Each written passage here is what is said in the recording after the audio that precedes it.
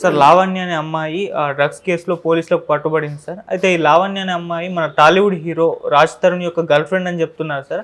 మరి ఇష్యూకి సంబంధించి డీటెయిల్స్ ఏంటి సార్?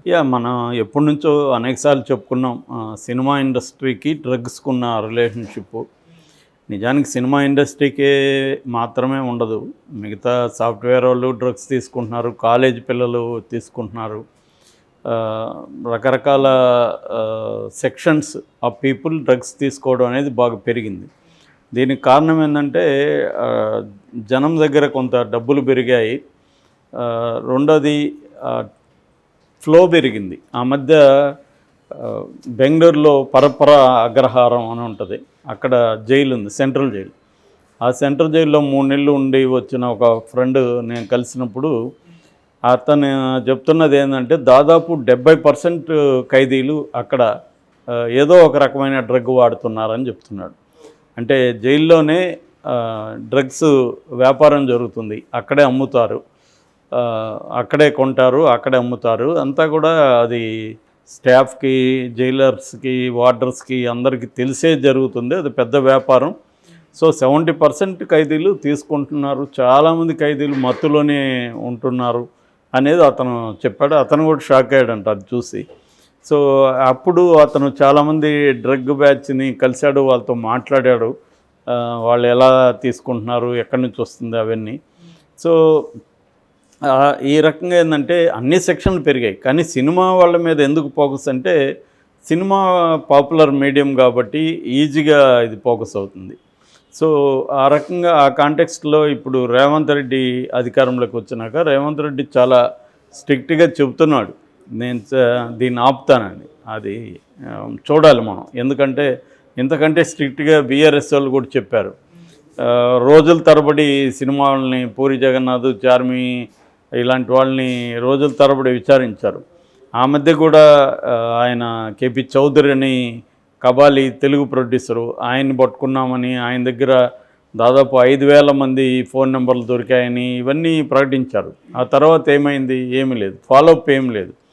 సో ఇప్పుడు కూడా కాంగ్రెస్ గవర్నమెంట్ వచ్చినాక కూడా కొంతమందిని పట్టుకున్నారు. 31st డే కూడా దొరికారు, ఆ రోజు కూడా మనం చెప్పుకున్నాం.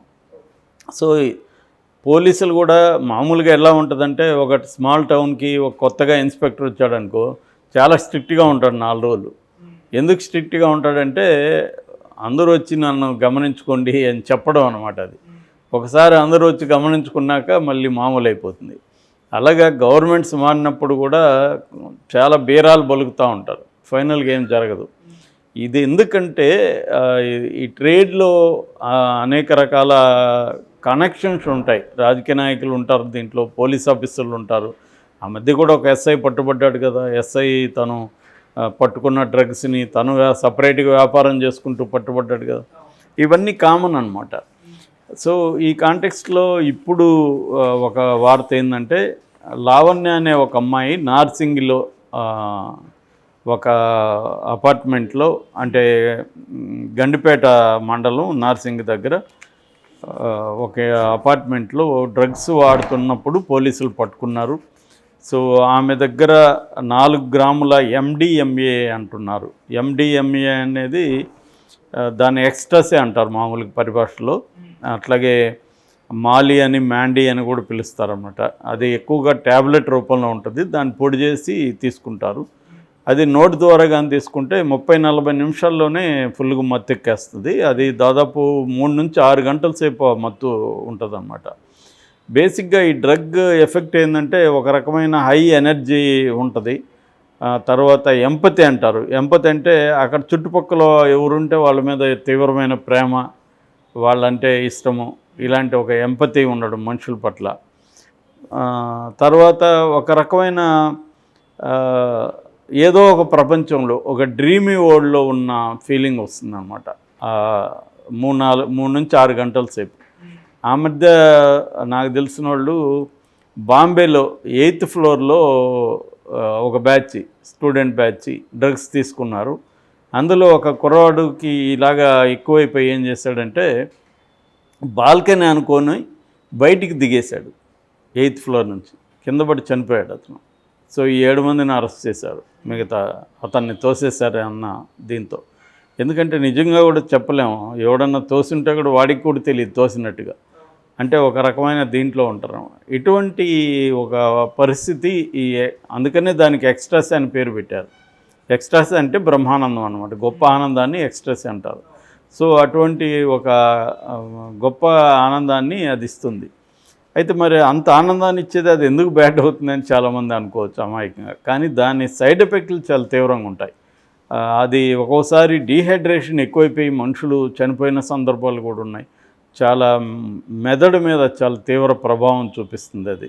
సో దీనివల్ల తర్వాత ఏమవుతుందంటే అడిక్షన్ ఫార్మేషన్ అంటాం. ఈ డ్రగ్కి అడిక్షన్ ఫార్మేషన్ కూడా ఉంటుంది అన్నమాట. అంటే బానిసలైపోవడం, అది లేకుండా బతకలేని పరిస్థితి వచ్చేస్తుంది. దాని తర్వాత దానికోసం ఏమన్నా చేయడానికి రెడీ అయిపోతారు. అమ్మాయిలు అయితే వాళ్ళు ఎవరితోనైనా గడపడానికి కూడా రెడీ అయిపోతారు, అది ఇస్తే చాలు. అట్లాగే అబ్బాయిలు కూడా ఏం చేయడానికన్నా రెడీ క్రైమ్ చేయడానికన్నా కూడా రెడీ అయిపోతారు అనమాట. సో అటువంటి అడిక్షన్ ఫార్మేషన్ ఉన్న డ్రగ్ల్లో ఇది ఒకటి MDMA. నేను చెప్పిన పరప్పన అగ్రహారం జైల్లో కూడా ఇది ఎక్కువ వాడుతున్నారని చెప్పాడు మా ఫ్రెండ్. దాని తర్వాత డిప్రెషన్ లాంటి సీరియస్ మెంటల్ కండిషన్స్ కూడా దీనివల్ల వస్తున్నాయి. డిప్రెషన్ కావచ్చు, బైపోలార్ కావచ్చు, ఇటువంటి ఒక కండిషన్ కూడా దీనివల్ల వస్తుందన్నమాట. సో ఇది మేజర్ అడిక్షన్ ఫార్మేషన్. అయితే మరి దీనికి ఎందుకు అలవాటు అవుతున్నారు యూత్? ప్రధానంగా దీన్ని యూత్లో కూడా యంగ్ బ్యాచే ఎక్కువ చేస్తున్నారు. మిడిల్ ఏజ్ వాళ్ళ కంటే కూడా యంగ్గా ఉన్నవాళ్ళు ఎందుకు చేస్తున్నారని స్టడీస్ జరిగినప్పుడు వాళ్ళకి ఒక అడ్వెంచరస్ నేచర్ ఉంటుంది. రెండోది లైఫ్లో చాలామందికి ఏంటంటే డబ్బులు ఉన్న వాళ్ళు ఎక్కువ వాడతారు దీన్ని. వాళ్ళకి డబ్బులు ఉంటుంది కానీ తమకు ఏం కావాలి అనేది తెలియదు, క్లారిటీ ఉండదు. రెండోది ఒకవేళ క్లారిటీ ఉన్నా అది సాధించలేరు. ఇప్పుడు సినిమా వాళ్ళు ఎందుకు వాడతారు అనుకున్నప్పుడు సినిమాల్లో సహజంగానే సక్సెస్ అనేది వెరీ వొలాటిలిటీ అంటాం కదా, అంటే ఒకసారి వస్తుంది ఒకసారి రాదు. సో రానప్పుడు ఏంటంటే నీకు విపరీతమైన డిప్రెసివ్గా ఉంటుంది, ఎవరిని కలవాలనిపించదు, అందరి దగ్గర న్యూనతాభావం ఉంటుంది. సో దీనివల్ల దాని నుంచి ఎస్కేప్ అవడానికి ఎవరో ఫ్రెండ్స్ ఎవరో ఎక్కడో ఒక చోట అలవాటు చేస్తారు వీళ్ళు. సో ఇది వాడే కొద్దీ వాళ్ళకి బాగుంటుంది, ఆ ప్రపంచంతో ఎస్కేప్ అవ్వచ్చు. సో ఇలాగా చాలామంది అలవాటు అవుతుంది అన్నమాట. ఇంకొంతమంది ఓన్లీ వాళ్ళకి ఏ రకమైన ఇష్యూస్ లేకపోయినా అవుట్ ఆఫ్ బోర్డమ్ కావచ్చు, అవుట్ ఆఫ్ అడ్వెంచరస్ నేచర్ కావచ్చు, దాంతో కూడా చాలామంది ఇలాగా వెళ్ళిపోతారు. ఒక్కసారి వెళ్ళినాక దీని నుంచి బయటికి రావడం వెరీ వెరీ డిఫికల్ట్. ఖచ్చితంగా వాళ్ళని సైకాట్రిస్టులకు చూపించాలి, కొన్ని రకాల మెడిసిన్స్ వాడాలి, at the same time counselling తీసుకోవాలి. అది కొద్దిగా ప్రొలాంగ్డ్ ప్రాసెస్, వాళ్ళకి సపోర్ట్ సిస్టమ్స్ బలంగా ఉండాలి. ఇట్స్ వెరీ స్ట్రాంగ్ ఎఫెక్ట్ ఇస్తుందన్నమాట. సో ఈ క్రమంలో ఇప్పుడు లావణ్య అనే అమ్మాయి బేసిక్గా ఈమె మ్యూజిక్ టీచరు. ఈమె నిన్న 4 గ్రాముల MDMAతో పట్టుబడింది. తను రాజ్ తరుణ్ అనే ఒక హీరోతో తనకి లవ్ అఫేర్ ఉందని చెప్తున్నారు, వాళ్ళ గర్ల్ ఫ్రెండ్ అని. అది ఎంతవరకు నిజం అనేది మనకు తెలీదు, కాబట్టి మనం దాన్ని కన్ఫర్మ్ చేయలేము.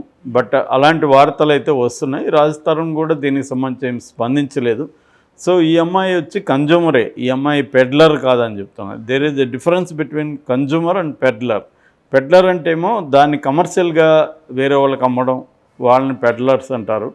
కన్జ్యూమర్స్ అంటే వాళ్ళు సొంతానికి ఉపయోగించుకునే వాళ్ళు కన్జ్యూమర్స్ అంటారు. సో ఈ అమ్మాయి కన్జ్యూమర్ అని చెప్తున్నారు.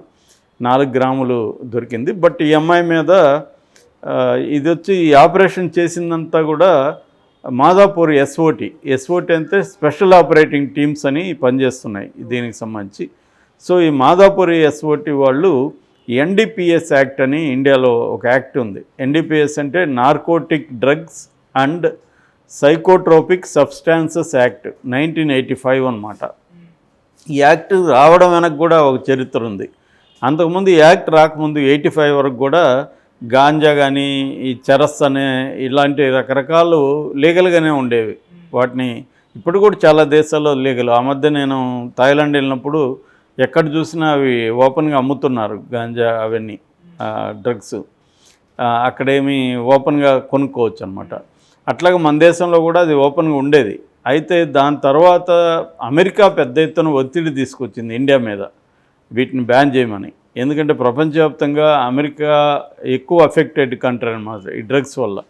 దానివల్ల ఆ ప్రెజర్కి లొంగి రాజీవ్ గాంధీ ప్రభుత్వం దీన్ని బ్యాన్ చేస్తూ ఈ చట్టాన్ని తీసుకొచ్చింది, ఎన్డీపీఎస్ చట్టాన్ని. ఈ చట్టం ప్రకారం స్మాల్ గ్రామ్స్ ఉంటేమో 1 సంవత్సరం వరకు జైలు శిక్ష ఉంది మినిమం, 10,000 వరకు ఫైన్ ఉంటుంది.